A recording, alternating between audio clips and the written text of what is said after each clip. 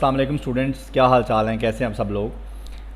बच्चों आज हम डिस्कस करने जा रहे हैं जी एमडी कैट का जो हमारा यूनिट नंबर 5 है, हीट एंड थर्मोडायनेमिक्स।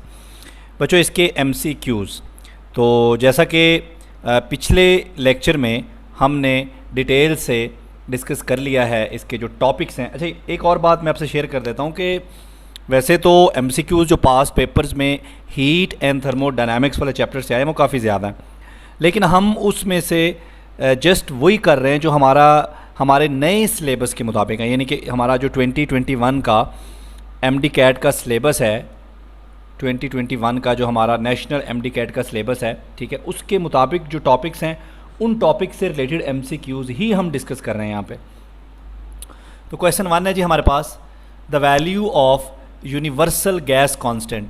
बच्चों यूनिवर्सल गैस कांस्टेंट की जो वैल्यू होती है ये 8.314 और यूनिट पर भी आपने नज़र रखनी है, जूल पर मोल और पर केल्विन के बराबर होती है। नेक्स्ट है हमारे पास, if Q is the amount of heat supplied to a system, Q heat supply की गई और W वर्क डन है, तो चेंज इन इंटरनल एनर्जी। तो बच्चों फर्स्ट लॉ ऑफ थर्मोडायनामिक्स के मुताबिक Q is equal to del U plus W। अब यहाँ से अगर चेंज इन इंटरनल एनर्जी निकालना हो तो that will be Q minus W। तो बच्चों सही ऑप्शन क्या होगा?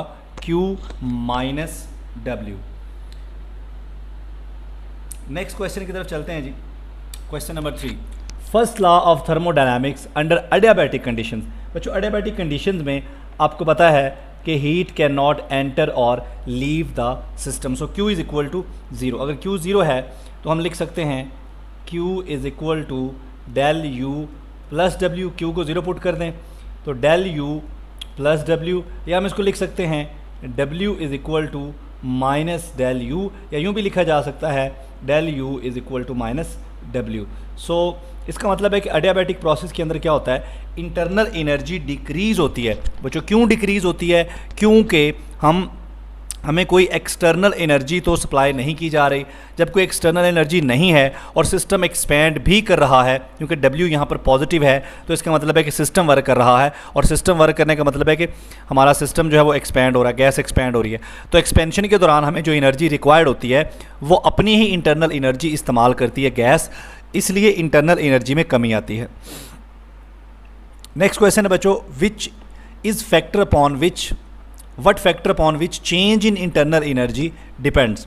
बच्चों आइडियल गैस की जो इंटरनल एनर्जी होती है, आपको पता है कि internal energy is a state function, so internal energy जो है ये only depends upon temperature.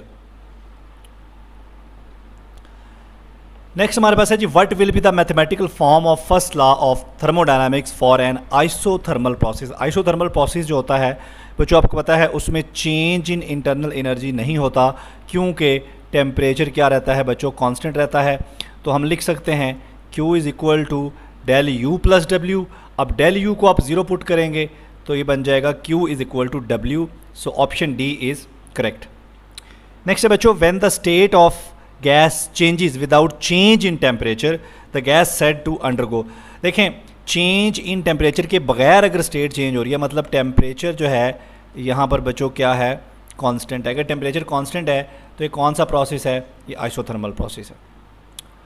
Next है बच्चों, the rapid escape of air. बच्चों बस्ट टायर, जब टायर बस्ट होता है तो एकदम से जो हवा निकलती है, ये कौन सा प्रोसेस है? देखिए अब ये रैपिड हो रहा है सारा कुछ, ठीक है, और एयर जो है वो बाहर निकल रही है, मतलब एयर जो है वो एक्सपैंड कर रही है, ठीक है।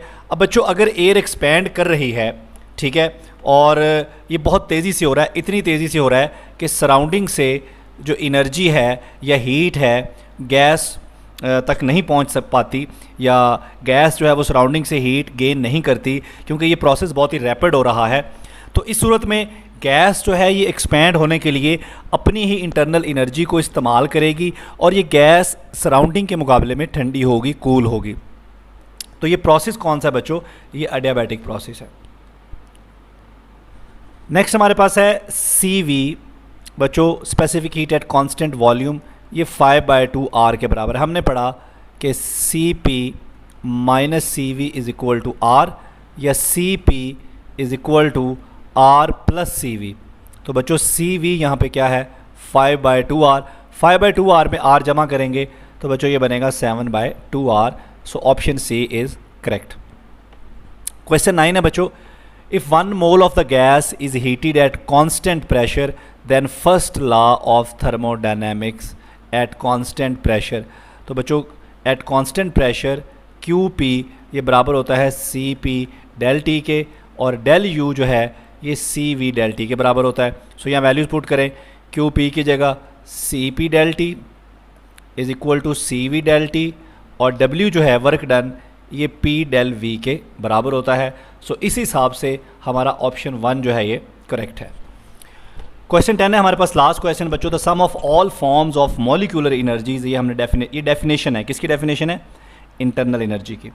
सम of all molecular energies is equal to internal energy, ठीक है। In case of ideal gas it is only kinetic energy, but in case of real gas it can be sum of kinetic and potential. तो बच्चों इसके साथ ही हमारे question complete हुए। इंशाल्लाह अब यूनिट नंबर 6 के साथ मिलते हैं, इलेक्ट्रोस्टैटिक के साथ। थैंक यू, अल्लाह हाफ़िज़।